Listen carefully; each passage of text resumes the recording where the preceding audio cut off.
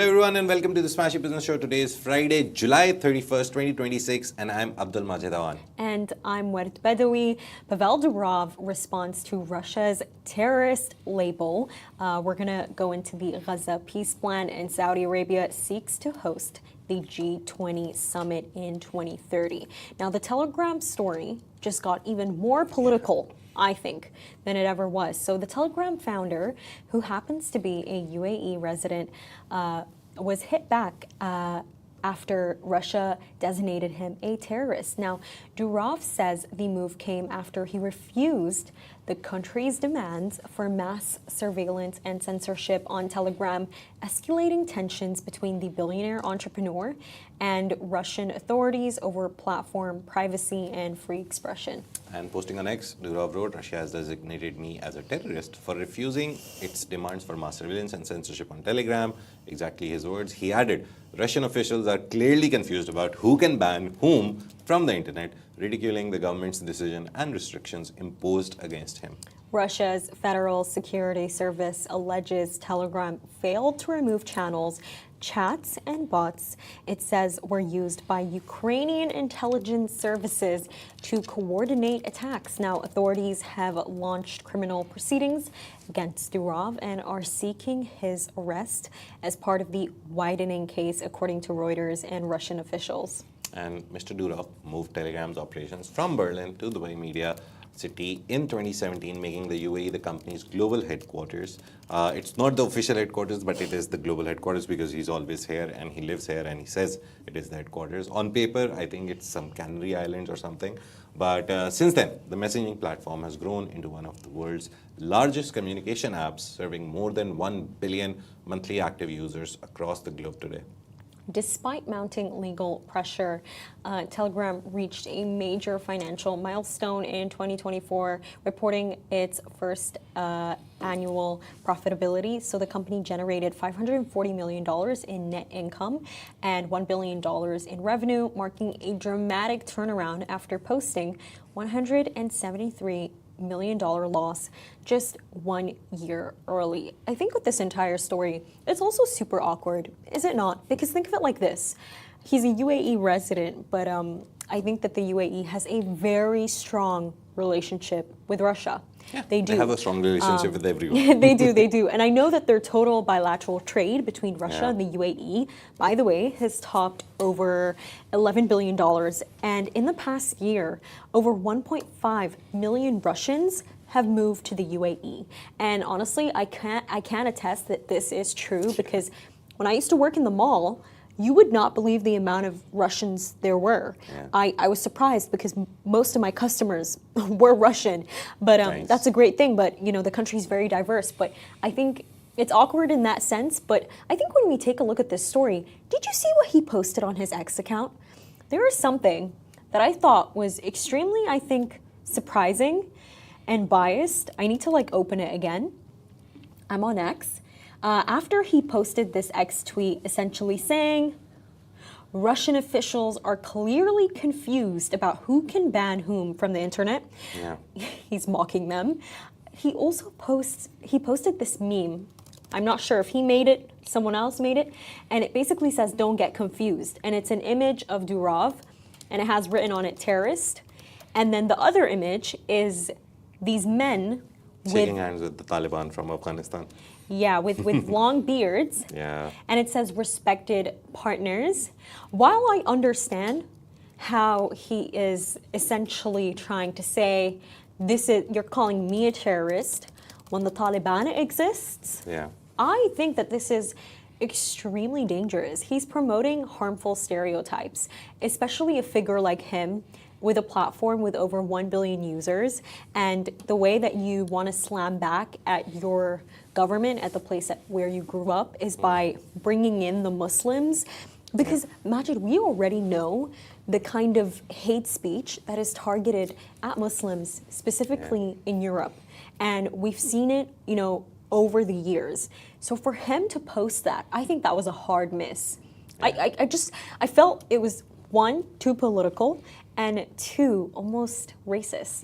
Yeah, I think the problem with the whole picture thing is Taliban have been designated terrorists by America, by the Europe, by literally every country on the planet, except a few countries which have, after America ran out of the country, finally after so many years, since they basically used Taliban. It's open history, you can go read about it. They used Taliban from Pakistan, the Pakistani Talibans, and the Afghani Talibans to break USSR, which is now Russia. So United Soviet Socialist Republic became a lot of countries, Kazakhstan, Uzbekistan, all of these are offshoots of the USSR. But then America was like, okay, now these guys are dangerous. What do we do with them? Because these guys only know how to fight, nothing else. And all of this happened, and then we see America labeling them as terrorists, the people who actually helped them. And now it has become a stereotype. We all know that long beards and the imama on the head and those clothings. But my only problem has always been with the dress codes. We always put a dress code on someone. We always put this beard and imama as a terrorist guy. No, it's not. Yeah. It's some other people. Anyone can wear. You go to Pakistani northern areas, every guy is like this. Yeah. There was a very funny joke. I don't know if it's sensitive or not, but it's on my family. So, and I've told this to my uncle also.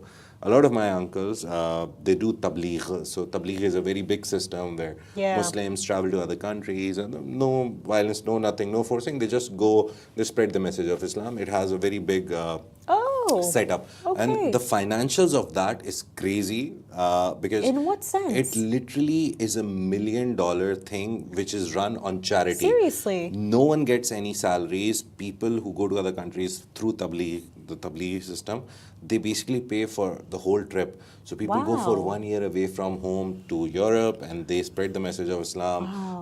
They go to UK. Imagine, I did not know this exists. Tabligh system is like one of the craziest systems you'll ever see, which is completely run on charity. Tabligh. There is, Tabligh is like, I think, teaching and tabligh is an Arabic word, has Arabic roots. You know what it is? It's because I've always, I guess I've only ever seen it in the films. It does not happen in the UAE, where, you know, like you have people who come in. You're not allowed. Is it Jehovah's Witnesses who do this? But they knock at your door. I've only seen it in films. And they try to promote the religion. Big joke about so it, for me, I did not realize that was actually They a actually process. don't knock on your door, you know that? So the tabligh system is that they go to countries and they visit public spaces where people are available, and they very politely ask them if they have 2 minutes, and that's it. If they don't say no, they walk away. It's a very nice way of doing things, but the monetary aspect is there. My problem is that putting uniforms on people and saying that this uniform means this, that's wrong. No, it's not You go fair. to Afghanistan, everyone is a terrorist, then even the people who are and you know, living Majid, there. like practices like this, you know, memes like this from, you know, huge figures like Pavel Durov, they do permeate into the workplace. And for instance, I was talking to this guy, he's a model. And I was telling him, like, why hasn't your modeling career progressed? And he said that whenever he would speak to agents would be completely impressed. And they'd be like, I'm going to take you to New York. But then we have one condition. You need to take off your beard. And this was something that he consistently got from them. I understand their perspective. They have a specific audience that they want to appeal to. But, you know, within these needs, in these brands, to appeal to certain audiences, whether it's with a black host or a white host, in the end of the day, it is pushing certain messaging out. I think, you know, for me, just like on this topic, I don't, and it's crazy because we thought of Pavel Durov as like this really woke person, right? Yeah. But I don't really believe in this concept of being he's woke. Just frustrated. Of like, no, but seriously though, I don't believe in this concept of like, no, but he's doing great though. No, he has 2 citizenships, French and Emirati, the best in the world. Republic or also something. Dude can travel anywhere. He's like, did you see that Enes Bokhash interview with the wizard Liz? Basically, the femininity coach. You should listen to it. It's pretty impressive. But imagine, the clips are trending because he basically tells her, you're basically everywhere but nowhere.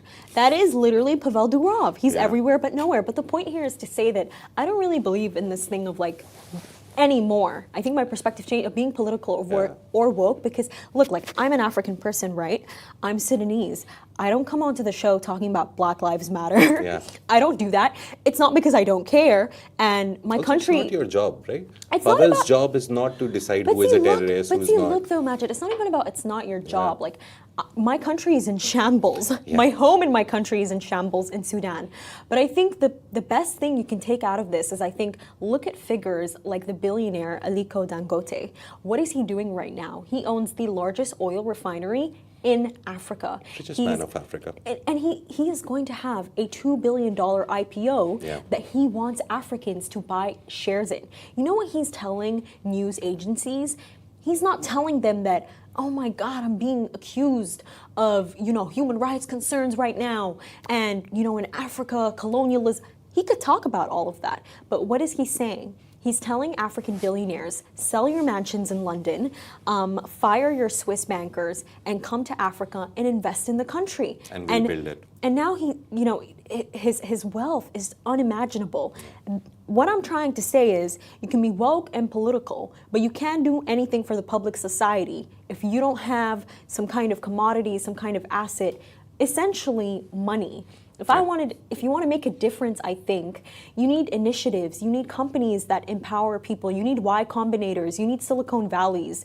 I don't think you need protests. Some people might argue with me, but yeah. Yesterday I was at lunch, so we have a Afghani cafe and a South Indian cafe right at the back of our office. I still need to visit it, by the way. I really want to go. Me and Sami were there, our production head, and I was talking to the guy because we're very good friends with the waiters and all the guys now there. Yeah. I was talking to him and he was finally like, and I was like, what happened? And he's like, now the lunch shift will start. The breakfast shift just ended. And then we started talking, and I was like, your whole business, your whole cafeteria, 90% of your revenue comes because you have Al Habtoor accommodations right in front of you. And there's I think thousands of Al Habtoor workers who live in those accommodations, because that whole area, the whole buildings are marked as Al Habtoor group accommodations. So I was like, if Mr. Al Habtoor wasn't a billionaire, he wouldn't have needed so many people, he wouldn't have needed accommodations, and then eventually. So one guy doing something actually has a ripple effect of creating jobs and business opportunities. Restaurants. Both two restaurants are working because Al Habtoor hospitality accommodations are there. So Aliko Dangote, exactly right. He builds an industry, but people work in that industry, and because of that industry, they need food, water, blah, blah. The area around it starts getting populated, people start shops.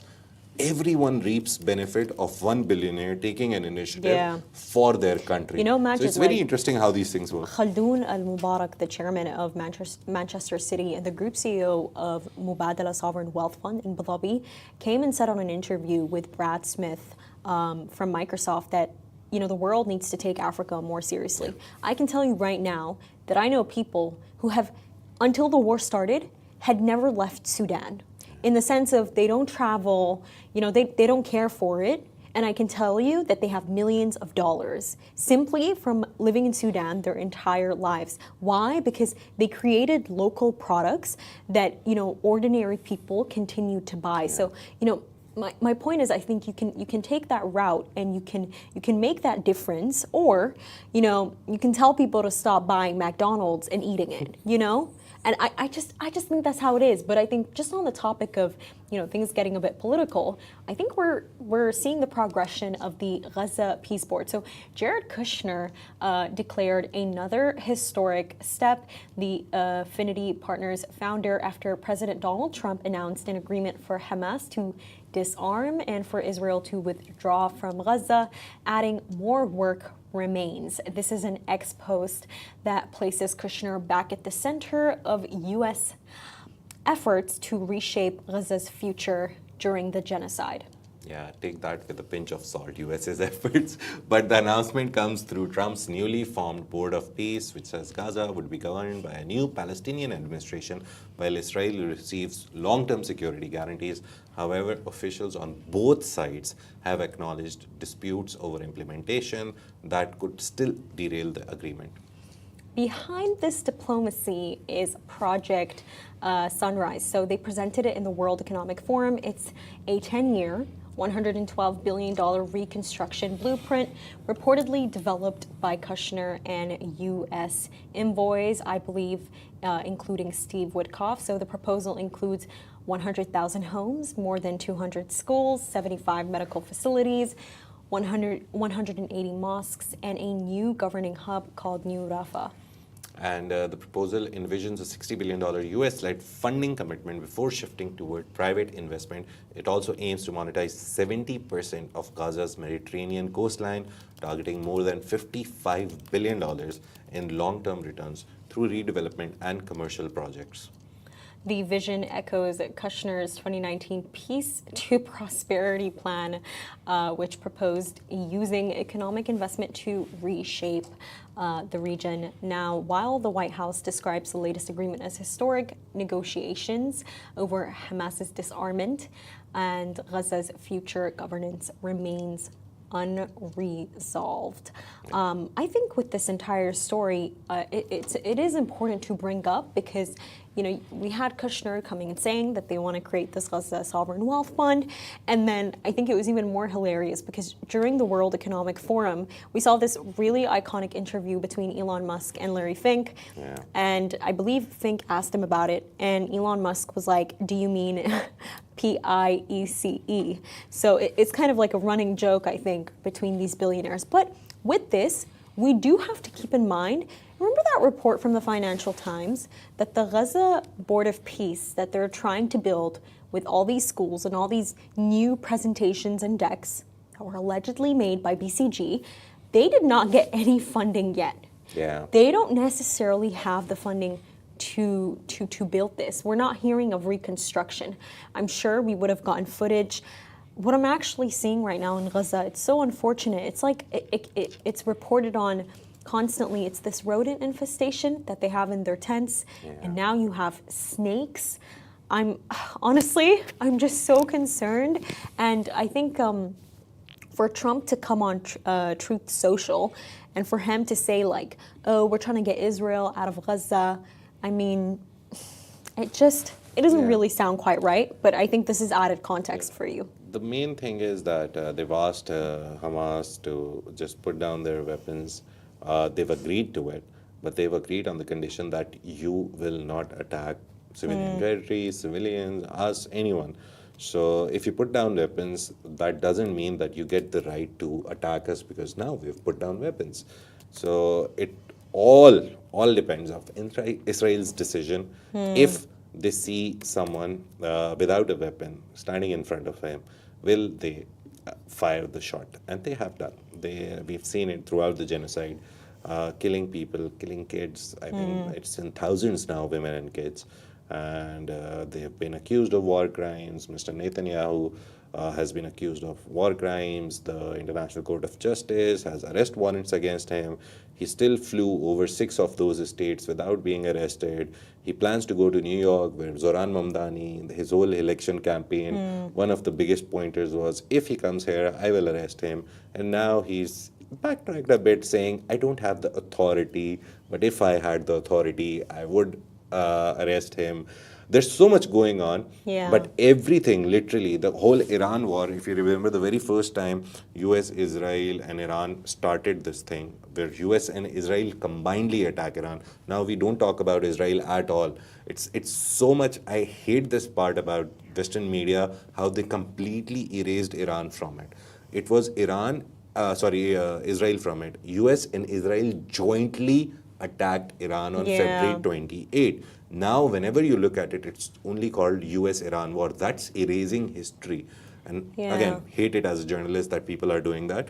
It is a US-Israel-Iran war. I think it's just lazy work, you know. The very first time the peace plan was proposed and they finally got into peace, remember what happened? Israel went and attacked southern Lebanon. And that is when Iran was like, what are you doing? And that was the first time the peace deal, which was signed after like 1.5 months of so much bombs flying here and there. But you know, imagine, I'm starting to think... It's all on them, and 100% they will do what they always do. They will come and ruin the party. I really think, honestly, it was just a peace plan for the World Cup. Yeah. You know, it looked like that, for the U.S. to have a successful World Cup and to make billions in dollars in advertisements, you know, for Infantino to think, you know, during this time, let me get out my proposals, get the $20 billion out. I just think that was the purpose, and we sort of see it with the timing, but you know, there is good news right now. So according to a Semaphore exclusive, Saudi Arabia is lobbying fellow G20 nations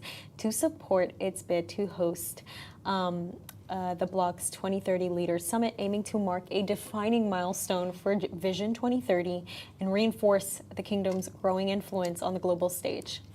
And Canada has already backed Saudi Arabia's bid following a meeting between Crown Prince Mohammed bin Salman, His Royal Highness, and Prime Minister Mark Carney in Jeddah. Saudi officials have also discussed their proposal with diplomats from several other G20 countries, according to the people familiar with the matter. If approved, it would be the first in-person G20 Leaders Summit hosted in Riyadh.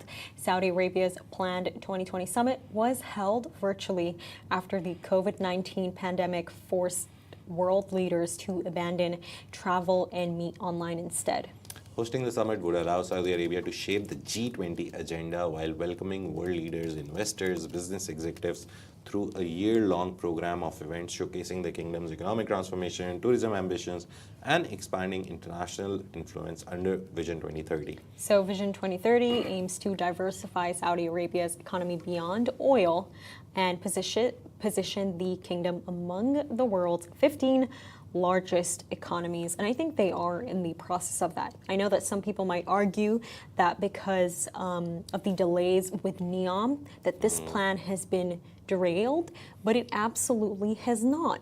And I think for me, seeing the involvement of NEOM has been one of the most exciting things we've ever seen. It's like, what, a port?